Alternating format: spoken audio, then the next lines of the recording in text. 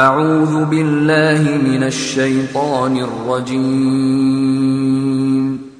بسم اللہ الرحمن الرحیم قل هو اللہ احد اللہ الصمد لم یلد ولم یولد ولم یکن له کفوا احد.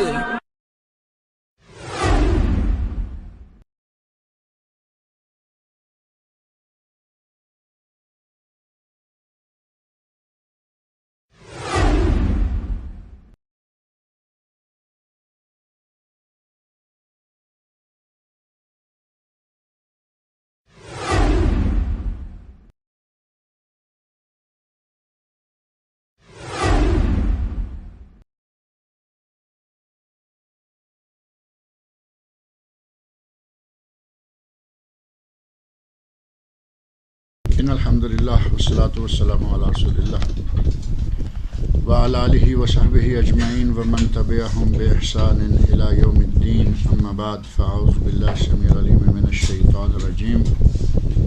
بسم اللہ الرحمن الرحیم.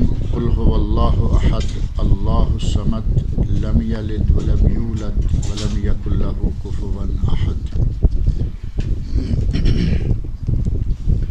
یہ سورۃ الاخلاص ہے اور معوذات میں سے تیسری صورت، کیونکہ جب معوذتین کہیں گے تو قل اعوذ برب الفلق اور قل اعوذ برب الناس، اور یہ تیسری شامل کریں تو اس کو تغلیباً معوذات کہا گیا ہے، اگرچہ اس میں اعوذ باللہ کا لفظ نہیں ہے، قل اعوذ برب الفلق قل اعوذ برب الناس تعوذ نہیں ہے، لیکن تینوں کو نبی اکرم صلی اللہ علیہ وسلم نے چونکہ پڑھا لہٰذا ان کو تغلیباً معوذات کہا جاتا ہے. اور یہ صورت نبی اکرم صلی اللہ علیہ وسلم نے ارشاد فرمایا تعدل ثلث القرآن، انہا تعدل ثلث القرآن، یہ قرآن کریم کی 1/3 یعنی 1/3 10 سپاروں کے برابر اس کا ثواب ہے. اور جیسا کہ میں نے پہلے ذکر کیا تھا کہ 10 سپاروں کے برابر ثواب ہے، تو اس کا معنی یہ نہیں ہے کہ آپ پورے قرآن کریم کو چھوڑ دیں اور روزانہ پورے قرآن کا ثواب لے لیا، 3 مرتبہ یہی پڑھ لی اور باقی کی چھٹی. باقی کی تلاوت کرتے رہیں، اس کا ثواب جو ہے وہ یقیناً ہمارے لیے فائدہ دے گا. کہیں اس شخص کی طرح نہ ہو جائے معاملہ کہ مدیر نے اعلان کر دیا کہ جو آدمی اتنی ڈیوٹی دے گا اس کو اتنا میں انعام دوں گا. اس نے کہا کہ یہ تو ہماری 6 مہینے کی تنخواہ بن جائے گی.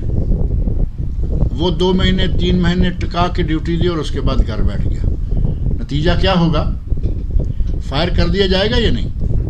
وہ کہیں گے کہ یہ تو عجیب آدمی ہے، 2 مہینے 3 مہینے سے یہ آیا ہی نہیں. قرآن کریم کی مسلسل تلاوت کرتے رہیں، لیکن سورہ اخلاص کا نبی اکرم صلی اللہ علیہ وسلم کے ارشاد کی روح سے مقام مرتبہ یہ ہے کہ یہ 1/3 قرآن ثلث القرآن کے برابر ہے. اور اس کے ساتھ محبت، اس کے ساتھ پیار، صحابی نے ایک نے عمل کیا، مسجد قباء کے جو امام ہیں ان کا عمل بھی ہمیں بتاتا ہے کہ انہوں نے صرف اسے ہی نہیں لیا بلکہ وہ کوئی اور سورت پڑھتے اور ساتھ یہ بھی پڑھ لیتے، بلکہ پہلے وہ مسجد قباء کے امام پہلے یہ کرتے کہ قل هو اللہ احد پڑھا اور پھر بعد میں کوئی دوسری صورت پڑھی. ہر رکعت میں سورۃ الاخلاص بھی پڑھتے اور کوئی اور صورت.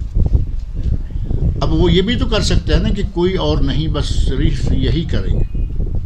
قرآن کریم بھی مسلسل رکھا، لیکن اضافی طور پر شروع میں وہ قل هو اللہ پڑھ لیتے. لوگوں نے شکایت کی کہ کیا تو یہ کافی نہیں سمجھتا کہ میں قل هو اللہ پڑھ لوں اور چھوڑ دوں باقی، یا کوئی دوسری پڑھ لوں اور قل هو اللہ نہ پڑھوں، کیا ایک صورت کافی نہیں سمجھتے؟ تو وہ کہنے لگے کہ بھائی اگر میرے ساتھ نماز پڑھنی ہے تو میں تو پڑھوں گا اسی طرح، اور اگر تمہیں کوئی اور آدمی مجھ سے بہتر لگتا ہے تو اس کو لے لو، میں امامت چھوڑ دیتا ہوں. بستی قباء میں لوگوں کا معتمد، لوگوں کا محبوب امام، لوگ سارے اس پر وثوق اور اعتماد کرتے ہیں. بڑے خوش نصیب امام تھے، ورنہ اماموں کے ذرا سی شکایت آئے تو کئی بولنے والے موجود ہوتے ہیں. اس پورے محلے میں کوئی آدمی اس کے خلاف یہ کرنے کے لیے تیار نہیں ہے کہ اس کی امامت چھڑا دے. یہ کہتے ہیں کہ 2 صورتیں کیوں پڑھتے ہو؟ تو نبی اکرم صلی اللہ علیہ وسلم نے فرمایا کہ اپنے اس آدمی سے، اپنے ساتھی سے پوچھو کہ تم ایسا کیوں کرتے ہو. تو ان صحابی نے یہ جواب دیا کہ مجھے اس صورت سے محبت ہے، مجھے اس صورت سے محبت ہے. تو نبی صلی اللہ علیہ وسلم نے ارشاد فرمایا حبک ایہا ادخلک الجنہ، تیرے اس صورت سے محبت کرنے نے تجھے جنت میں داخل کر دیا. یعنی اس صورت سے محبت جو ہے وہ جنت کی گارنٹی ہے، جنت کی ضمانت ہے. یہ بھی کتنا بڑا مقام ہے.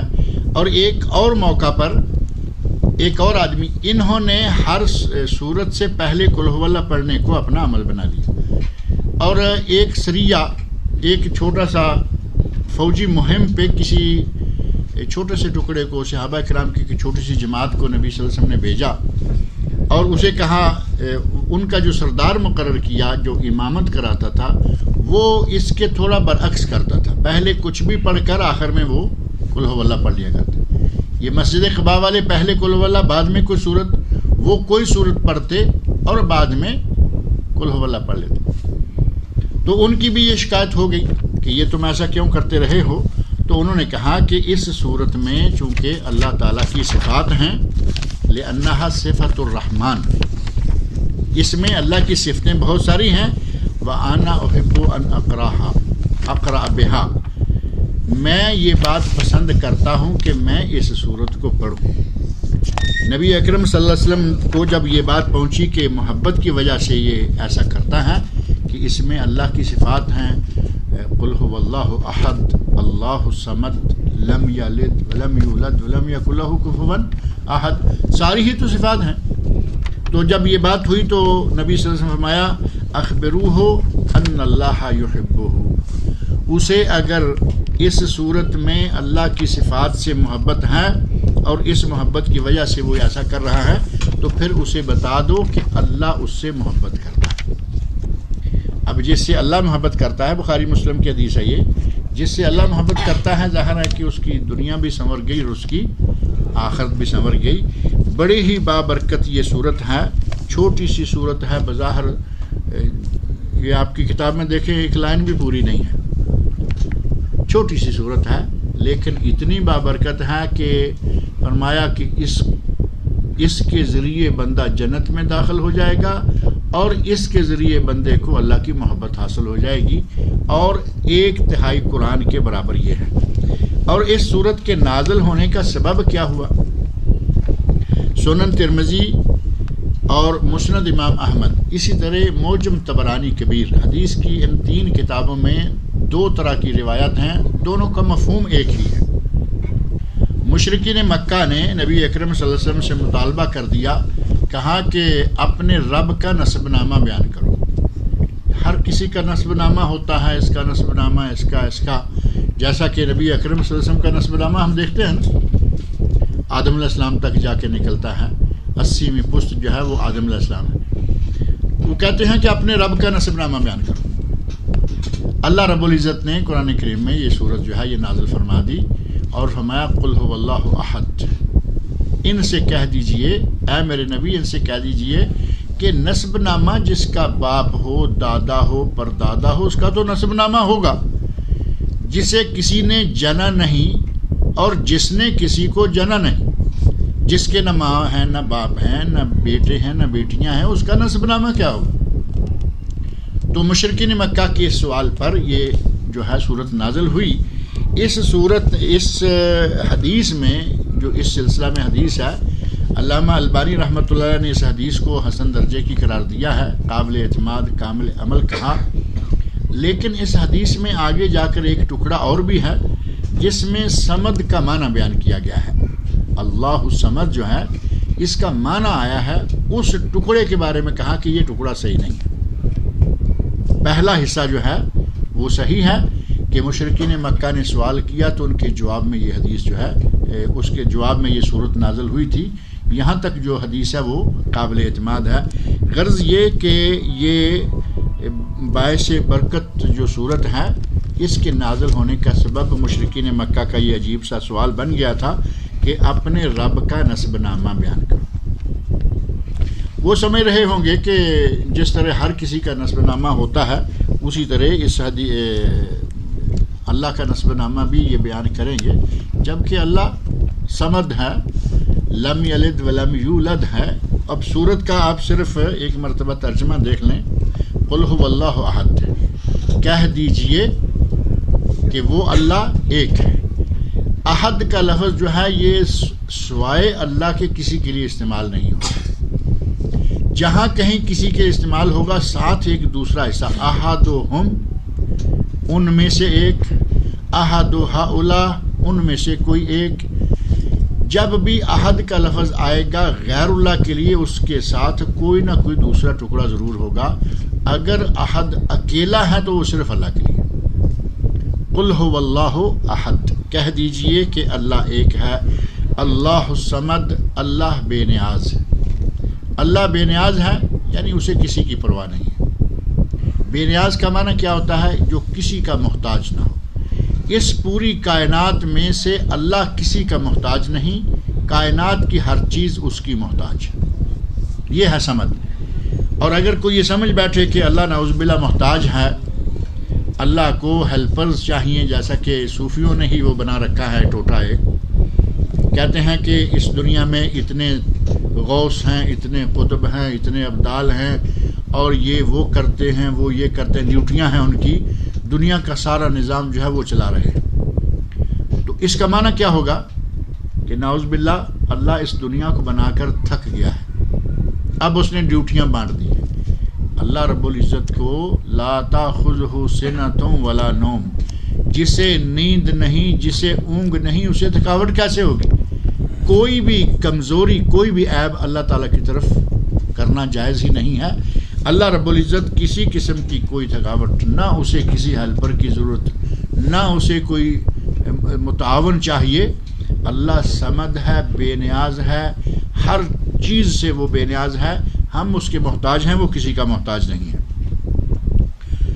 لم یلد، اس نے کسی کو نہیں جنا، ولم یولد، اور نہ وہ جنا گیا ہے۔ یعنی لم یلد کا معنی یہ کہ اس کے بیٹے بیٹیاں کوئی نہیں ہیں، ولم یولد کا معنی یہ کہ اس کے ماں باپ نہیں ہیں۔ اللہ کے نہ ماں باپ ہیں، نہ اس کی اولاد ہے، بیٹے بیٹیاں ہیں۔ ولم یکن لہ کفوا احد، اور نہ ہی کوئی اس کا ہمسر، اس کا مقابلہ کرنے والا، اس کا ساجی، اس کا شریک، اس کے برابری کا بھی کوئی نہیں ہے، بلکہ وہ اکیلا ہے، بے نیاز ہے، کسی کا محتاج نہیں، پورا جہان اس کا محتاج ہے۔ اس بابرکت صورت کو پڑھنے کے بہت سارے مقامات ہیں، جن میں سے خاص طور پر 7 مقامات ایسے ہیں جن کا ذکر مختصر سے انداز سے آپ کے سامنے کرنا مناسب لگتا ہے۔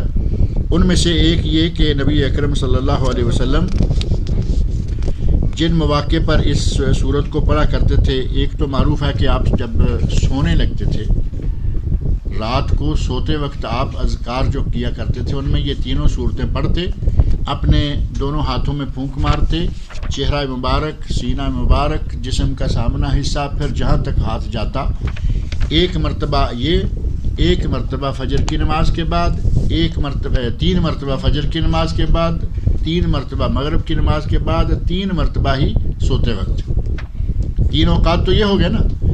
اور نبی اکرم صلی اللہ علیہ وسلم جس وقت طواف سے فارغ ہو جاتے تو طواف سے فارغ ہو کر جو 2 رکعتیں پڑھی جاتی ہیں، ان 2 رکعتوں میں سے پہلی میں قل یا ایھا الکافرون اور دوسری میں قل ھو اللہ احد۔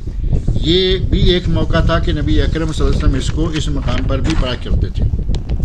ایسے ہی نبی اکرم صلی اللہ علیہ وسلم فجر اور مغرب کی سنتیں، فجر کی 2 سنتیں قل یا ایھا الکافرون قل ھو اللہ احد، اور مغرب کی سنتیں قل یا ایھا الکافرون قل ھو اللہ احد، ان موقعوں پر نبی اکرم صلی اللہ علیہ وسلم ان کو پڑھا کرتے تھے۔ لہذا ہمیں بھی چاہیے کہ صبح و شام کے اذکار میں اور مختلف مواقع پر اس کو پڑھا کریں۔ اور نماز وطر جو ہے، 3 رکعتیں وطر کی جو نبی صلی اللہ علیہ وسلم پڑھتے تو ان کی صورتیں بھی طے ہیں۔ پہلی میں سبح اسم ربک الاعلیٰ سورۃ الاعلیٰ، دوسری میں قل یا ایھا الکافرون سورۃ الکافرون، اور تیسری میں قل ھو اللہ احد۔ اور ایک مسند امام احمد میں حدیث ہے جس میں نبی صلی اللہ علیہ وسلم ارشاد فرماتے ہیں کہ اگر کسی نے قل ھو اللہ کو 10 مرتبہ پڑھ لیا، قل ھو اللہ کو 10 مرتبہ پڑھ لیا، بن اللہ لہو قصرا فی الجنہ، اس کے لیے اللہ جنت میں ایک محل تیار کر دے گا۔ 10 مرتبہ اگر سورت کو پڑھ لیں، 3 مرتبہ پڑھ لیں تو قرآن کریم کے برابر ہو گئی نا، ثلث القرآن ہے، 3 ثلث جمع ہو گئے تو پورا قرآن ہو گیا۔ 3 مرتبہ پڑھ لیں تو پورے قرآن کے برابر، اور 10 مرتبہ پڑھ لیں تو جنت میں ایک محل یہ جو یہاں لکھا ہوتا ہے نا محل دراجات، یہ جو سائیکل بنانے کی دکان ہے اس پر لکھا ہوتا ہے محل اصلاح دراجات، سائیکلیں صحیح کرنے والا، یہ محل مراد نہیں ہے وہاں۔ محل جو اردو میں ہمارے ہوتا ہے نا، جس کو انگلش میں پیلس کہتے ہیں، اگر کسی آدمی نے پڑھا تو 10 مرتبہ پڑھا تو اللہ اس کے لیے جنت میں پیلس تیار کر دیتے ہیں۔ اللہ رب العزت ہمیں ایک ہی پیلس عطا کر دے تو یہ بہت بڑی بات ہے، لیکن جتنے زیادہ ہوتے جائیں گے اتنا ہی اچھا ہے۔ حدیث میں آتا ہے کہ حضرت عمر فاروق غالباً حضرت عمر فاروق کہتے ہیں کہ یا رسول اللہ، ایک محل تیار ہوگا تو ہم تو وہاں پھر محلات حاصل کرنے کی زیادہ سے زیادہ کوشش کریں گے۔ تو نبی صلی اللہ علیہ وسلم فرمایا ان اللہ اکثر و اطیب، تم جتنا زیادہ مانگو گے اللہ اس سے بھی زیادہ کا مالک ہے، اور وہ بڑا ہی پاکیزہ ہے، طیب ہے، طاہر ہے۔ بندہ چاہے جتنا بھی مانگتا رہے، اللہ کے پاس کسی قسم کی کوئی کمی نہیں ہے۔ غرض یہ کہ ان 7 مختلف مواقع پر اس سورت کا پڑھنا ثابت ہے، ہمیں بھی چاہیے کہ ان مواقع پر ان سورت کو پڑھتے رہیں۔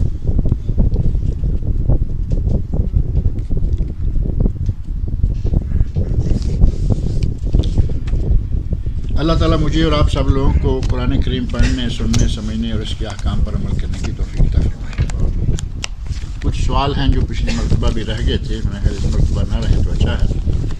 ایک صاحب نے لکھا ہے کہ ان کی بیوی شازیہ بیمار ہیں، دعا کریں کہ اللہ رب العزت ان کی بیوی کو شفائے کاملہ و عاجلہ عطا فرمائے۔ اسی طرح اور بھی جو لوگ بیمار ہیں، اللہ تعالیٰ سب بیماروں کو شفائے کاملہ عاجلہ عطا فرمائے۔ اور یہ پچھلے غالباً اتوار کو پاکستان میں ایک بہت بڑے عالم، بہت بڑے محدث علامہ حافظ عبد المنان صاحب نور پوری رحمۃ اللہ علیہ فوت ہو گئے ہیں۔ ان کے لیے دعا کریں کہ اللہ رب العزت ان کی مغفرت فرمائے، ان کی بشری کوتاہیوں کو اللہ تعالیٰ معاف کرے، اللہ تعالیٰ ان کو جنت الفردوس میں اعلیٰ مقام عطا فرمائے۔ بہت بڑے عالم اور بڑے نیک علماء میں سے تھے، اور ان کے فتویٰ کی 2 موٹی جلدیں جو ہیں وہ میرے پاس موجود ہیں، اور تیسری میں نے سنا ہے کہ تیار ہیں چھپنے کے لیے۔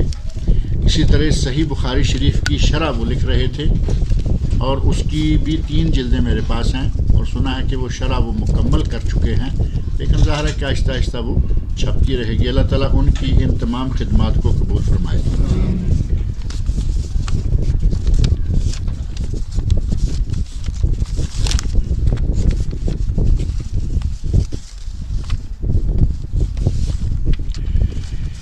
ایک سوال یہ ہے کہ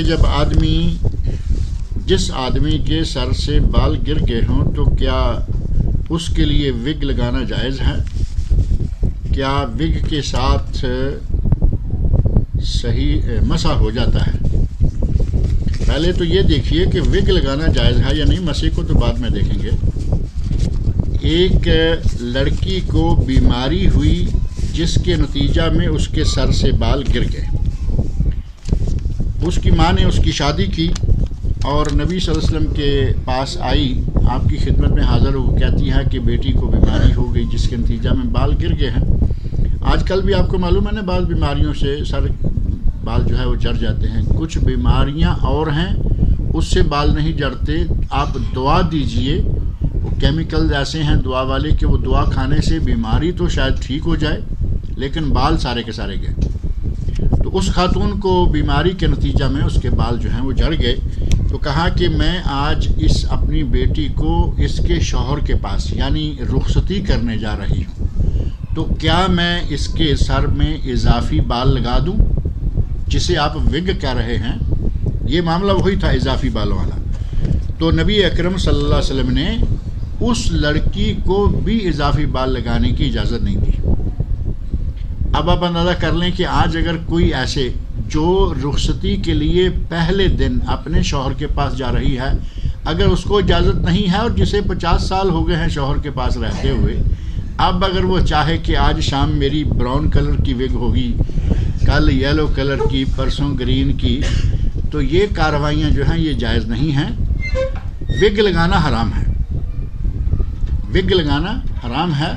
اور نبی اکرم صلی اللہ علیہ وسلم نے لعنت فرمائی ہے علی الواصلہ والمستوصلہ, دو عورتوں پر جن میں سے ایک ہے بال اضافی لگانے والی اور ایک ہے لگوانے والی. اب یہ دو ہیں. اب لفظ جو ہیں حدیث میں وہ مؤنث ہے, واصلہ مستوصلہ, لیکن اگر شوہر لگا رہا ہے, عورت نہیں لگا رہی, اس کے بال ٹھیک ہیں. اب شوہر چاہتا ہے کہ میں لگا لوں, حدیث میں شوہر کے خلاف صاف لفظ تو نہیں آئے, لیکن اللہ کی تخلیق کو بدلنا, اللہ نے گنجا کر دیا ہے, جعلی طور پر اوپر بال لگا دیے ہیں, اور وہ آگے پھر مسے کا مسئلہ آ جائے گا, غسل کا مسئلہ پھر بعد میں. یہ بال لگانا ہی جائز نہیں ہے. جب بال لگانا جائز نہیں ہے تو اس پہ مسا کیسے جائے؟ جس کی اپنی شخصیت اپنی ذات ہی صحیح نہیں, اس کے بارے میں جو آگے والے سارے متعلقہ سوال ہوتے ہیں وہ ختم ہو. آپ مسا کریں گے, سر کا مسا نہیں ہوگا. غسل کریں گے, وہ نہیں نکالیں گے تو سر کے اصل چمڑے تک پانی نہیں جائے گا, غسل نہیں ہوگا. غسل نہیں ہوگا, طہارت نہیں ہوگی, طہارت نہیں ہوگا, کچھ بھی نہیں ہوگا. یہ تو بہت سارا مسئلہ ہے. لہذا اس سے بچیں. حضرت امیر معاویہ رضی اللہ عنہ اپنے غلام سے, جو کہ چھڑی کے اوپر وگ کو ایسے لٹکائے ہوئے تھے, اس سے پکڑا وگ کا. ظاہر ہے کہ اس وقت جیسی وگ ہوگی, آج کل تو بڑی اسپیشل قسم کی آ رہی ہیں, پتہ ہی نہیں چلتا کہ وگ ہے یا اصلی ہے. اس وقت جیسی کیسی تھی, انہوں نے اپنی کھونڈی پر, کھونٹے پر اس وگ کو ایسے لٹکایا, اوپر اٹھایا اور کہا کہ کہاں ہے تمہارے علماء, یہ چیز کہاں سے آ گئی. اور نبی صلی اللہ علیہ وسلم نے جو فرمایا ہے اس کا اشارہ دیا کہ بنی اسرائیل کی ہلاکت ان کاموں کی وجہ سے ہوئی. اب اتنا سخت حکم ہے اس کے بارے میں کہ بالوں کا لگانا, بالوں کو لگوانا, اضافی بال لگانا اور لگوانا, دانتوں میں سوراخ یا چھیرے کرنا اور کروانا, اپنی بھووں کے بال نوچنا اور نچوانا, اور جسم پر کوئی جو ٹیٹو بناتے ہیں, یہاں اگر چھوٹا سا تل بنائیں گے تو وہ بھی ٹیٹو کے خاتے میں آئے گا. کوئی ضروری تو نہیں نا کہ بچھو کی شکل ہی پوری یہاں بنی ہوئی. وہ ٹیٹو والے کہیں شیر بنایا ہے, کہیں مور بنایا, کہیں کچھ بنایا ہے. جسم میں, گوشت میں, کوئی بھی پوست میں صحیح, چمڑے میں صحیح, کوئی بھی چیز رنگ جو ہے وہ پکا کر کے شامل کرنا نبی اکرم صلی اللہ علیہ وسلم نے کرنے والے پر بھی اور کروانے والے پر دونوں پر لعنت فرمائی. یہ سارے جتنے بھی لوگ ہیں یہ سارے نام آئے ہیں عورتوں کے, سیگے عورتوں کے آئے ہیں, لیکن مرد اگر کرے تو وہ بھی ان میں شامل ہے. گھر میں کتا پالنا جائز ہے کہ نہیں؟ رکھوالی کی غرض سے, رکھوالی کی غرض سے کتا پالنا جائز ہے, اور اگر شکار کی غرض سے, معاشی نقطہ نظر سے ہے تب بھی جائز ہے.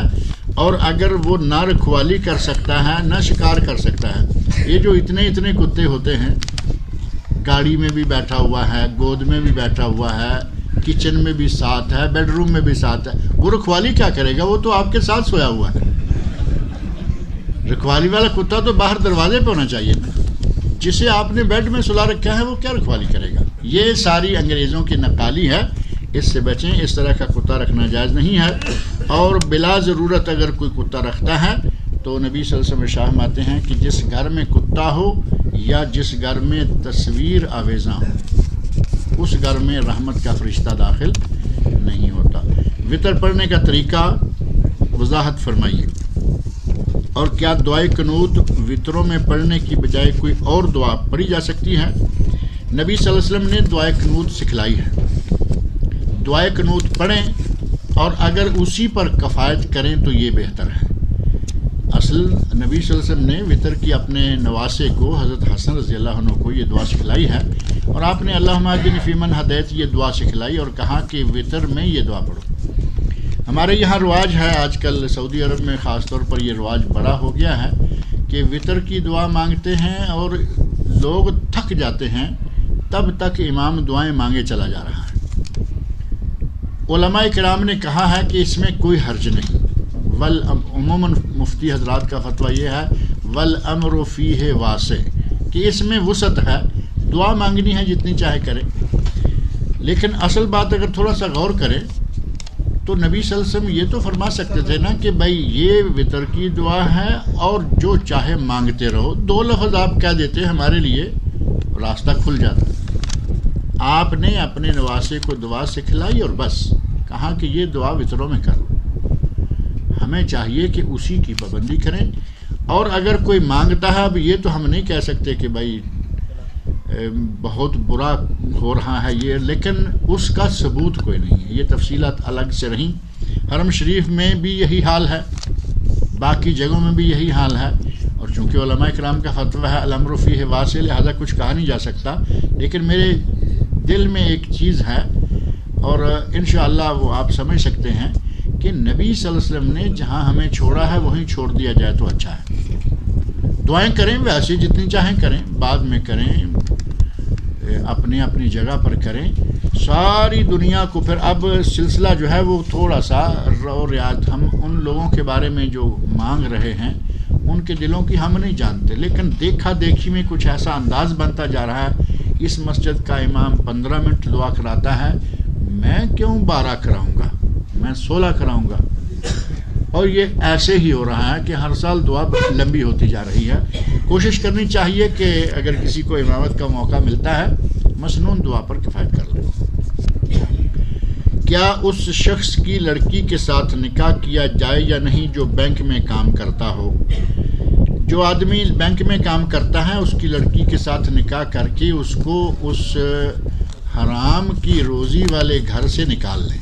آپ تو اپنے گھر میں لے جائیں گے نا، آگے پھر آپ کا اختیار ہے جب چاہیں۔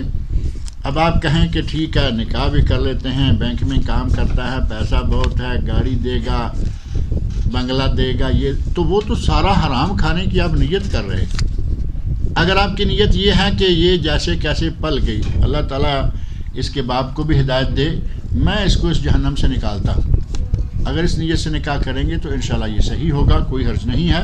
لیکن اگر آپ کی نیت میں تھوڑا سا وہ بھی ہے کہ چلو مالدار آدمی ہے کچھ لے کے نکلتے ہیں، تو وہ تو مال ہی سارا اس کا حرام کا ہے، اگر صرف بینک کی نوکری کا ہی، اور بینک بھی سودی ہو، کیونکہ کچھ اسلامی بینک بھی ہیں جو غیر سودی ہیں، ان میں کام کرنا جائز بھی ہے، اور ان میں سے 3-4 بینک تو یہاں سعودی عرب میں معروف ہے نا، bank Rajhi, bank Albilad, bank Alinma, Islamic investment company, bank Islami, Islamic bank کے نام سے بینک دبئی اسلامی، وہ جس شہر میں ہے اسی نام سے ہے، Jeddah Islamic bank, Khartoum Islamic bank, Karachi Islamic bank, Dubai Islamic bank, یہ ہے اصلاً البینک الاسلامی۔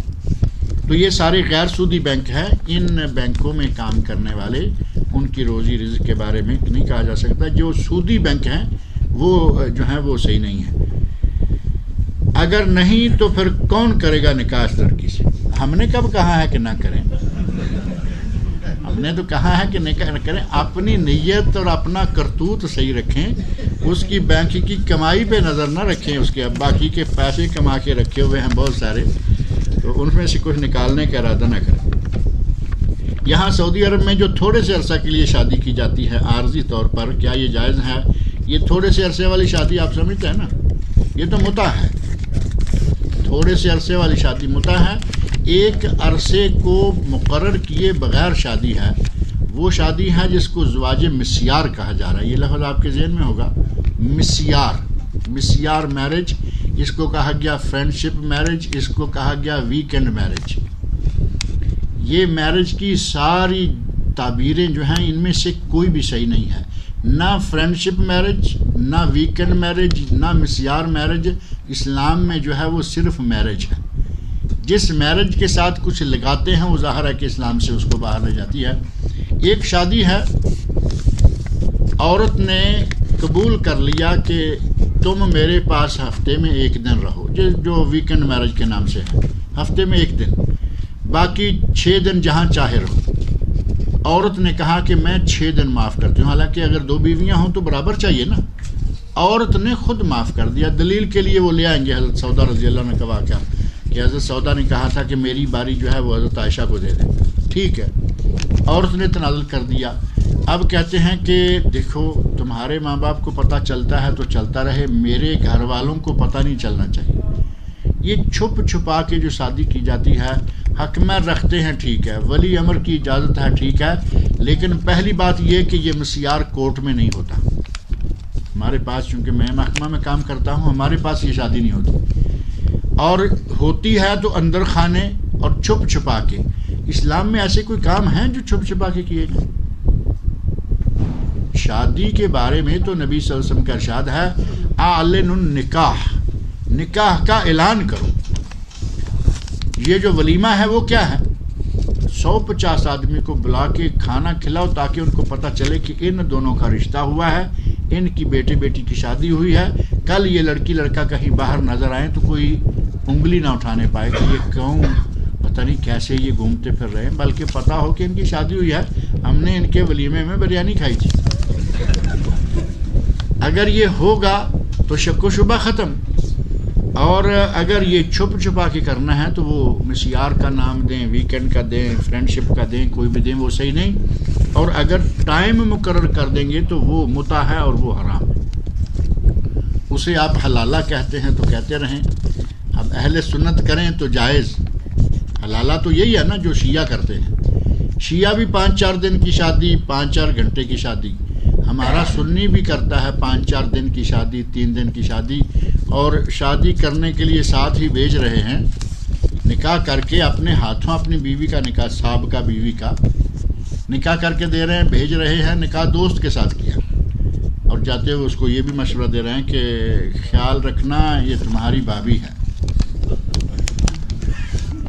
خیال رکھنا یہ تمہاری اس کی نہیں، اب تو یہ تیری بھابھی ہے، کیونکہ وہ تیرا دوست نکاح کر کے لے کے جا رہا ہے۔ تو خیال رکھنا کا معنی کیا ہو؟ اگر اس نے خیال رکھا تو یہ پہلے کے لیے حلال نہیں ہوگی، کیونکہ حدیث میں باقاعدہ موجود ہے کہ اگر دوسرے کے ساتھ نکاح ہوا، وہ میاں بیوی وظیفہ زوجیت ادا کر چکے، بعد میں کسی وجہ سے طلاق ہو گئی تو پہلے آ سکتی ہے یا بیوہ ہو جائے۔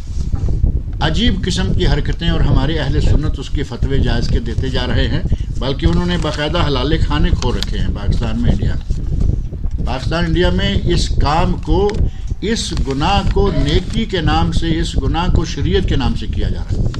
اللہ تعالیٰ ان مولویوں کو ہدایت فرمائے۔ کار کے حادثہ میں اگر کوئی مر جائے تو کیا وہ جنت میں داخل ہو جائے گا؟ اللہ تعالیٰ کس کو جنت میں لے جائے گا، کس کو نہیں لے جائے گا، وہ تو وہی جانتا ہے۔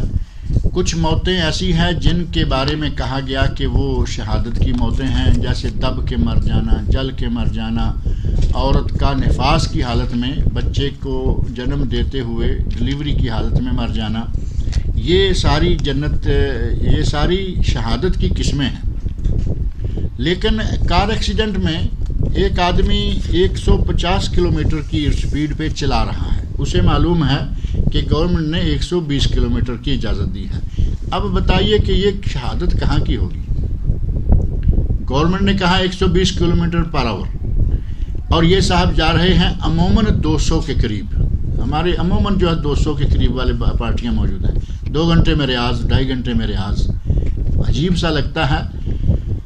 اور یہاں کے غالباً علامہ ابن عثیمین رحمۃ اللہ علیہ کا فتویٰ ہے، انہوں نے لکھا ہے کہ اگر کوئی آدمی اوور سپیڈ چلاتے ہوئے ایکسیڈنٹ کا شکار ہو جائے تو اس کی موت خودکشی شمار ہوگی۔ اب بتائیے جنت کی بات ہے، یہ کھاتا ہی الٹا گیا۔ یعنی حکومت نے جو سپیڈ مقرر کی ہے اس سے اوور سپیڈ جان بوجھ کر چلا رہا ہے۔ یہ تو ہے کہ غلطی سے کہیں پاؤں زیادہ دب گیا، اب یہ مشینیں ہیں، پاؤں ذرا دب گیا، گاڑی زیادہ غلطی جان بوجھ کے پتہ ہے کہ میں اوور سپیڈ چلا رہا ہوں، کیمرے کا بھی خطرہ ہے، ساحر جو آج کل نکلا ہے، سارے خطروں سے وہ لاپرواہ ہو کر نکلے جا رہا ہے، اور گاڑی جو ہے بے قابو ہوئی، وہ کھڈے میں جا گری. یہ شہادت کہاں کی؟ اسے تو خودکشی کی موت، سوئسائڈ قرار دیا گیا ہے. کتنے فاصلے کے بعد نماز قصر کر سکتے ہیں اور اس کی مدت کتنے دنوں تک؟ اگر آپ کسی ایسی مسافت کو طے کرتے ہیں جس کو آپ کے علاقے میں قصر کہا جا رہا ہے، سفر کہا جا رہا ہے، تو وہاں آپ قصر کر سکتے ہیں. یہ کہیں 50 کلومیٹر پہ شروع ہو جائے گی، کہیں 100 پہ شروع ہو جائے گی، کہیں 25-30 پہ بھی. ہمارے دیہاتی علاقوں میں 25-30 کلومیٹر جو ہے وہ بہت ہوتا ہے، کیونکہ وہ تھوڑی سی جگہ میں سارا دن گزارنے والے لوگ گھر سے نکلے، کھیت میں گئے، کھیت سے گھر، یہی رہنا ہے. تو ان کے لیے 25 کلومیٹر جو 9 میل ہیں وہ کافی ہے. 9 میل ہاشمی. تو 25 کلومیٹر سے اگر کوئی آگے جانا چاہتا ہے وہ قصر کرتا ہے، جائز ہے. اور زیادہ سے زیادہ جو فقہا نے کہا ہے وہ ہے 4 برید 48 کلومیٹر، 48 میل، 4 برید 48 میل اور 75 کلومیٹر. یہاں سے آپ رحیمہ جائیں تو میرا خیال ہے 75 کلومیٹر قریب بنتا ہے، یا 80. جبیل جائیں آپ قصر پڑھ سکتے ہیں. اور اگر کوئی آدمی 25 والی بات کو لے لے، اور عزیزیہ جو ہے، یہ پل ہے نا بحرین والا، پل کے پار خبر کا ایک محلہ ہے عزیزیہ، اس محلے سے نکلے اور یہاں دمام کے پار گزرے، اور یہ 25 کلومیٹر کے قریب ہو جائے گا. کیا اس میں قصر کرنا نظر آتا ہے کہ کرنی چاہیے؟ یہ تو ہمارا اپنا شہر ہے سارا. اپنے شہر کی حدود میں 40-50 کلومیٹر بھی ہو جائیں تو اس میں نہیں. البتہ اگر آپ دمام سے باہر نکلے، ریاض روڈ پہ چڑھ گئے، 25 کلومیٹر تک آپ جا کے آنے کا ارادہ ہے، 25 کلومیٹر تک سفر ہے تو آپ قصر کر لیں، جائز ہے. 4 دن مستقل رہنے کا ارادہ ہو تو پوری پڑھنی شروع کر دیں، اور کم کا ارادہ ہے تو قصر کرتے رہیں، 3-4 دن قصر کرتے ہوئے گزار لیں. ایوری ڈے ہوتا ہے تو ہوتا رہے. جو نمازیں اس کو سفر میں ملتی ہیں قصر کرے، جو اپنے گھر میں آ کے ملتی ہیں وہ پوری پڑھ لے. اللہ تعالیٰ آپ کو جزائے خیر دے. یہ 3 پرچیاں ہیں، یہ رکھ لیتے ہیں، اگلی مرتبہ ان کا جواب دیں گے. اللہ تعالیٰ مجھے اور آپ سب لوگوں کو نیک عمل کے توفیق